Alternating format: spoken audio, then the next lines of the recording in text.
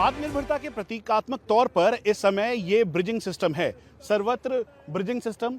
Flow बहुत तेज है पानी का, उसके साथ अब इस ब्रिज को पूरी तरह से तैयार किया जा रहा है ताकि इस ब्रिज के जरिए पूरी तरह से जो टैंक्स हैं, आर्टिलरी गन्स है, ट्रूप मूवमेंट है, वो की जा सके। इसीलिए जो सबसे पहले ऑब्जर्वेशन के तौर पर जो जवान है उसने इसका पूरा मुआयना किया।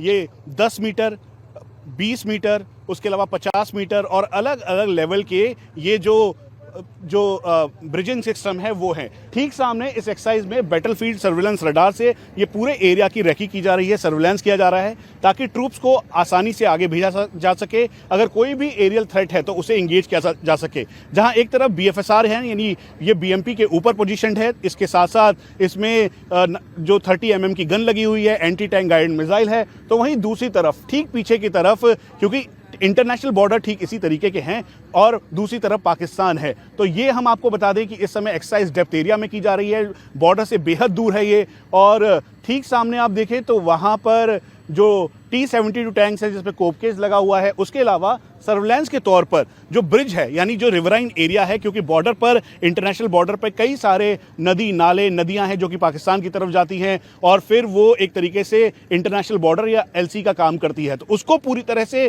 क्लियर करने के लिए ताकि आसानी से BMPs, tanks, artillery guns, troop movement हो सके, इसीलिए सर्वत्र ब्रिजिंग सिस्टम है। इसका काम है कि किसी भी एरिया में एक ब्रिज तैयार करें जिसके ऊपर से आसानी से tank, artillery gun, troop movement हो सके, और इसीलिए अब यहां पर इस एक्सरसाइज का ये बेहद इंपॉर्टेंट हिस्सा है।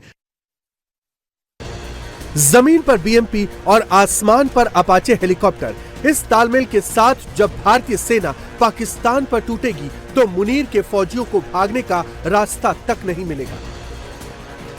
अपाचे हेलीकॉप्टर दुनिया का सबसे घातक अटैक हेलीकॉप्टर।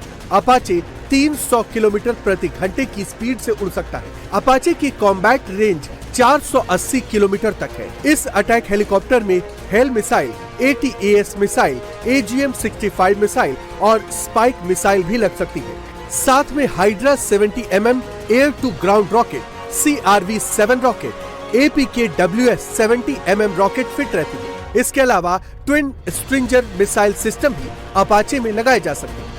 जब जंग होती है तो अटैक हेलीकॉप्टर दुश्मन के अंदर घुसकर हमला करते हैं। बॉर्डर क्रॉस करने का ऑपरेशन होता है। ऐसे में कम्युनिकेशन बनाए रखना बड़ा चैलेंज होता है, जिसका जवाब है ये। इंडियन आर्मी ने BMP में अपाचे कंट्रोल सेंटर बना दिए हैं। दुश्मन के एरिया में जाकर अपाचे पायलट को सही और सटीक जानकारी देते हैं कहां पर हमला करना है। पूरा कम्युनिकेशन सेंटर अब सेना के साथ चलता है। आप ये मान के चलिए कि आपने जो इक्विपमेंट यहाँ देखा है वो तकरीबन सारा इंडिजिनस ही है, और मुझे तो ये बताते हुए बहुत खुशी है कि ज्यादातर ड्रोन्स जो आप उड़ते देख रहे हैं ये हमने सेना ने अपनी वर्कशॉप में खुद बनाए हैं।